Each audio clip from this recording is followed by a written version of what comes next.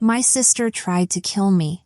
And then she went home, changed her clothes, and started liquidating my inheritance before my body was even cold. That's not a metaphor. That's not me being dramatic. That is exactly what happened on a Tuesday night on a cliffside road in Harrow Bay, Oregon, and by the time this story is over, you are going to understand how someone can live next to a person for 27 years and never actually know them at all. My name is Fiona. And this is the story of how I died on paper, watched my own funeral from a distance, and then walked back into the room where my sister was celebrating, in handcuffs. But let's start at the beginning. Because if I just give you the ending, you won't feel the weight of what it took to get there. I grew up in Salt Cliff House, a Victorian mansion on the Harrow Bay coast. I know how that sounds. Trust me, it was not as romantic as it looks in movies. It was drafty in the winter, the plumbing was always doing something suspicious, and the whole place smelled like old books and salt air. But it was ours. My parents, Thomas and Caroline Aldridge, had spent their entire lives building something real inside those walls, the Aldridge Collection, a rare manuscript collection worth $30 million, a family trust, a legacy that was supposed to outlast all of us. My parents passed within a year of each other. My dad first, then my mom, like she just decided she didn't want to do it without him. And when the dust settled, it was just me and Daphne. Daphne is my older sister by 4 years. Growing up, she was the one everyone noticed. Beautiful in that effortless way that made people turn their heads. Charming, loud, she took up space in every room she walked into. And I was the other one. The quiet one. The one who sat in the library cataloging manuscripts while Daphne was at galas and gallery openings, shaking hands with people who had more money than sense. I never resented her for it. I liked the library. I liked the quiet. I liked knowing that what I was doing actually mattered, even if nobody was watching. But here's the thing about being the one nobody watches. You end up doing all the work while someone else takes all the credit. And after years of that, some people start to mistake your patience for weakness. They think your silence is the same thing as surrender. Daphne made that mistake. And it cost her everything. The night it happened, I was driving home from a meeting with Conrad, our family's attorney. Routine paperwork. I was tired. The fog was thick, the way it gets on the coast in late November when the Pacific just swallows everything whole. I turned onto Widow's Curve, that long, winding stretch of cliff road that locals hate and tourists photograph, and I noticed headlights in my rearview mirror. Close. Too close for that road. I focused on the curve coming up. I'd driven it 100 times. I knew exactly when to turn the wheel. I turned the wheel. Nothing happened. Not stiff. Not slow. Nothing. The steering column was completely dead. My car kept going straight toward the guardrail, straight toward the edge, straight toward 200 feet of dark air and frozen ravine below. I remember the guardrail snapping. I remember the sound the car made when it left the road. I remember the world spinning, roof, sky, rock, darkness, and then a sound I can't fully describe. Metal and glass and silence all hitting at the same time. And then nothing. I woke up in a coastal hospital 5 days later. A stranger had spotted the tire marks on the guardrail and called it in. Not my sister. A stranger. The nurse's face when I opened my eyes told me everything before she said a word. She didn't look relieved. She looked braced. She told me I'd been brought in hours after the crash. She told me someone had come by the reception desk 5 days later. A woman. Well-dressed. Coat that cost more than my car. She had not asked to see me. Had not asked if I would walk again, or if I was conscious, or if I was in pain. She had tossed my purse on the counter like she was returning a library book and walked out without signing a single form. I knew before I asked. But I asked anyway. Was her name Daphne? The nurse didn't answer. She just looked at her hands. Now here is where most people would fall apart. And honestly, I understand that. But here's what happened to me instead. Something got very, very quiet inside my head. Not sad quiet. Not shock quiet. The kind of quiet that comes right before someone makes a decision that cannot be undone. I had spent my entire adult life being the silent one. I was the one who paid the property taxes on the estate, maintained the insurance on the manuscript collection, filed the quarterly trust reports, caught the accounting errors. All of that quiet, all of that invisible labor, it had not been weakness. It had been training. I asked the nurse for her tablet. My fingers were steady. I logged into the private portal of the Aldridge Family Trust. 3 liquidation requests pending. All filed within hours of my car going over that cliff. $15 million, ready to transfer into accounts I didn't recognize. She hadn't waited to see if I'd survive. She had filed the paperwork while I was still in the ravine. I sat with that for exactly 30 seconds. Then I opened my encrypted email and sent 2 messages. The first was to Conrad. Freeze everything. All accounts, all assets, immediate hold. The second was to Remy, my best friend since we were 8 years old. I sent her the coordinates for the side entrance of the hospital and told her to come quietly and come now. By the time Daphne came back with her forged guardianship papers, my hospital bed was going to be empty. I wasn't going to be a patient anymore. I was going to be a witness. Remy got to me within 2 hours. Calm, fast, no unnecessary questions. She walked in with a bag of clothes, helped me unhook my own 4, and got me out through the side exit while the nurse at the desk looked very carefully at the wall. We drove to a cabin Remy owned 40 minutes outside Harrow Bay. Surrounded by Douglas firs, completely off any grid Daphne could access. I sat in the passenger seat watching the hospital disappear in the mirror and felt something I hadn't felt in 5 days. In control. Conrad met us the next morning with a laptop, 2 coffees, and a manila folder thick enough to use as a doorstop. We got to work. What we found was not surprising, exactly. But seeing it laid out transaction by transaction still hit differently than I expected. Daphne had been pulling money from the Library Preservation Fund for years. Small amounts at first, then bigger ones. Transfers into her gallery, Halcyon, she called it, losing money for 3 years and kept alive entirely by our parents' estate. Offshore accounts Conrad had never seen. Gambling debts. Loans from people you don't want to owe money to. And over all of it, my name. Because I had done the work. Because I was the one who showed up.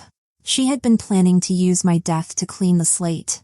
I was not her sister in this plan. I was a liability she was trying to zero out. Conrad slid the revocation form across the table, removing Daphne's power of attorney, which she had never legitimately held. I signed it without hesitating.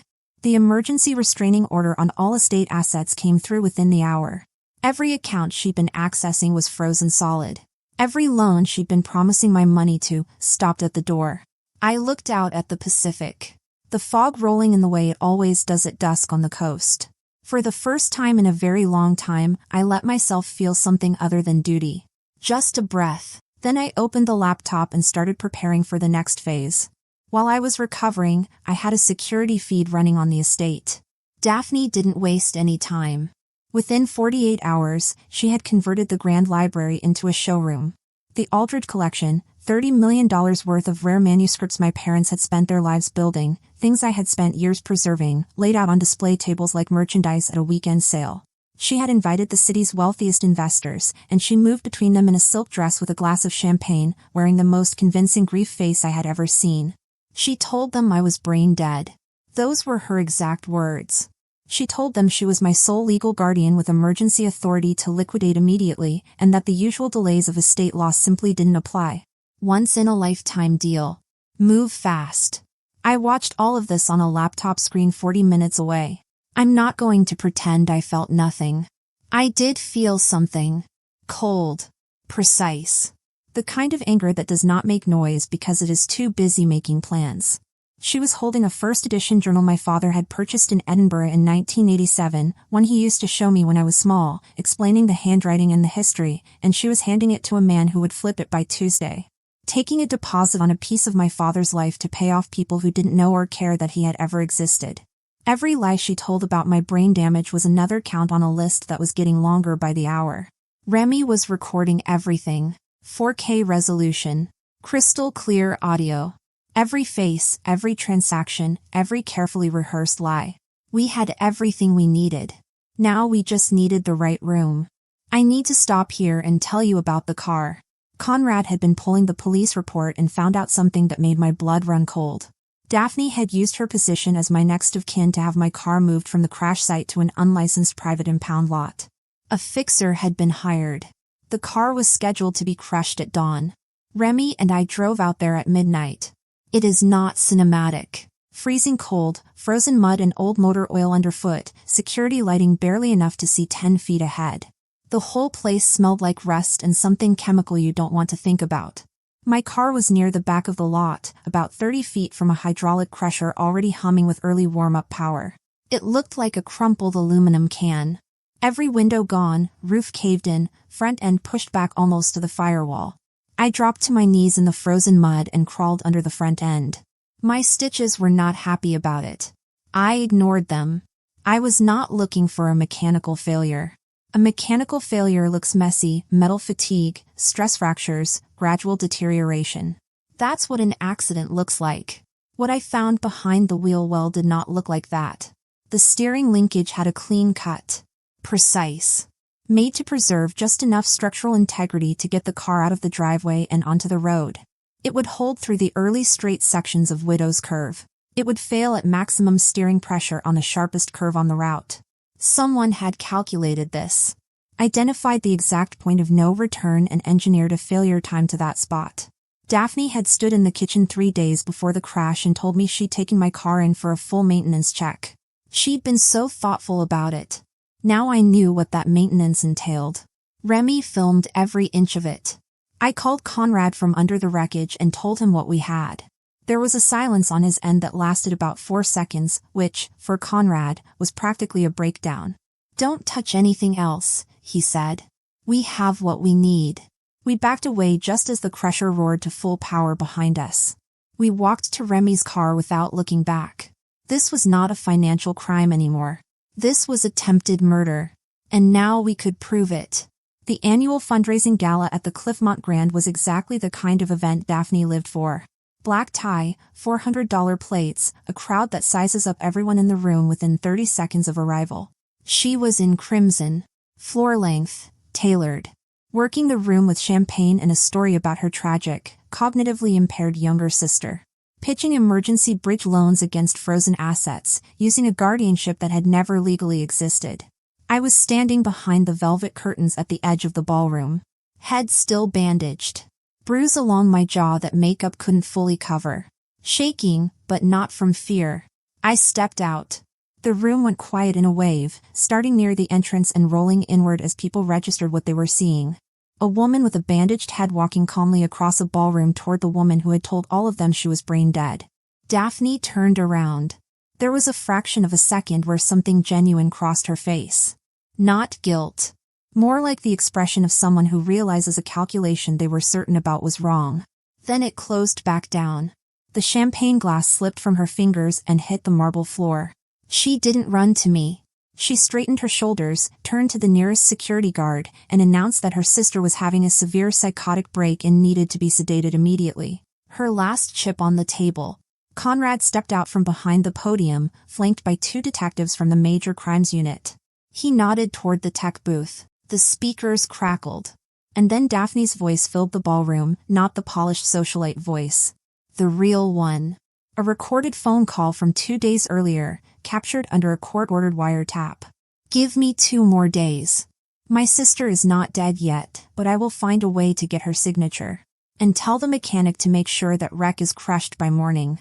No one can find the steering column. 400 people in formal wear. Not one of them moving."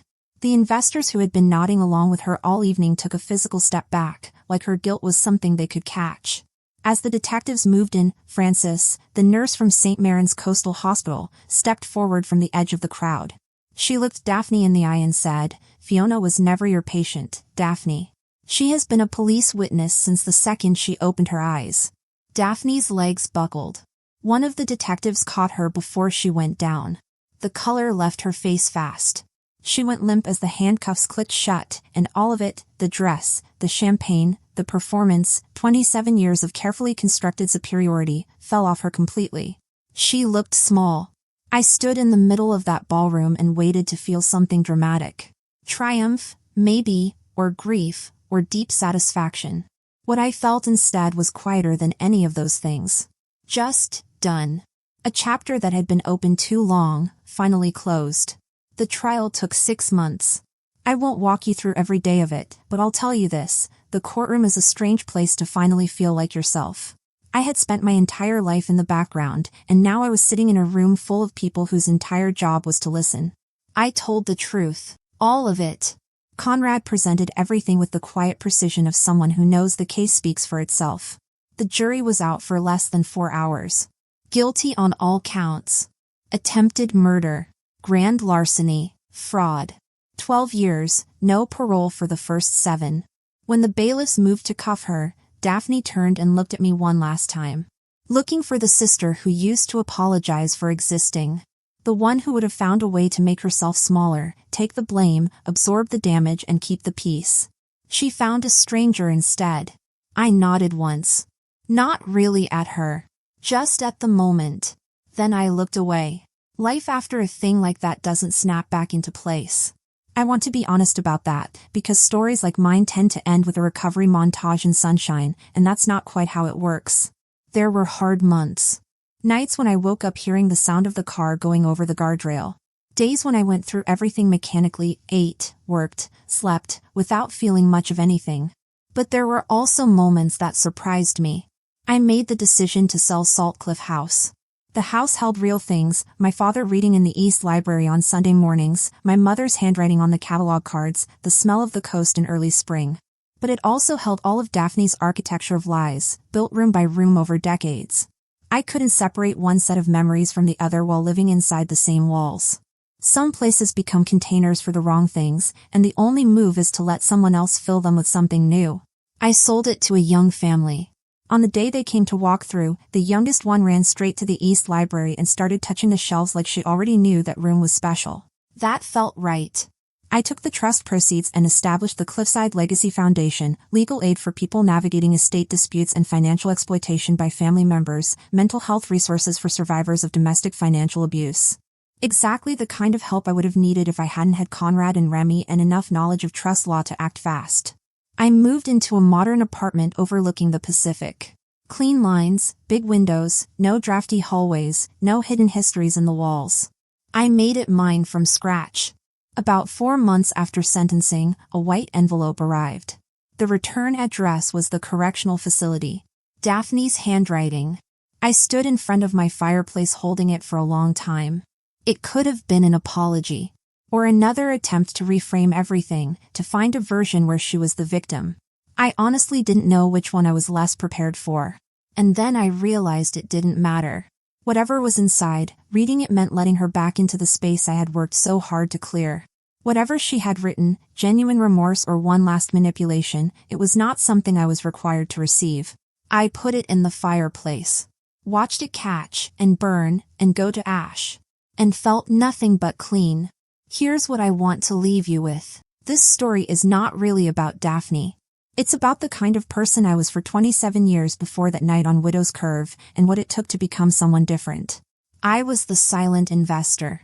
I put in the time, the work, all the invisible things that keep a family running, and I told myself that was enough. That being reliable and present and the one who actually showed up, that those things spoke for themselves. They don't always. Some people will take your silence as consent. Your patience as a blank check. Your decision not to fight as proof you have nothing worth fighting for. If you have ever been the quiet one in your family, the one who keeps everything together while someone else takes the credit, hear this. Your value is not measured by how much you can absorb. Your worth is not determined by how long you can hold on without breaking. And your loyalty is not infinite, especially not to people who are treating it as a resource to drain. Real strength doesn't always look loud. Sometimes it looks like signing a legal document with steady hands while you're still recovering from a car crash. Sometimes it looks like walking into a ballroom and standing there while the truth plays out on speakers. Sometimes it looks like putting an unopened letter in a fire because you've finally accepted that some doors should stay closed. You don't have to forgive someone to move forward. You don't have to maintain a relationship that costs more than it gives just because you share blood. Family is not a lifetime obligation regardless of behavior. It is a relationship, like any other, and relationships require basic decency to survive. The most important thing I did was not the legal strategy. It was the moment in that hospital bed when I stopped asking why she had done it and started asking what I was going to do next. Because why doesn't change anything. It doesn't fix the steering column. It doesn't reverse the transfers. It doesn't give back the years you spent being smaller than you needed to be. What comes next? That's the only question that matters. Thanks for listening. If this story hit home, share it with someone who needs to hear it, and subscribe for more stories about people who survived the ones who were supposed to protect them and came out stronger for it. The most dangerous person in the room is the quiet one who finally decided enough is enough.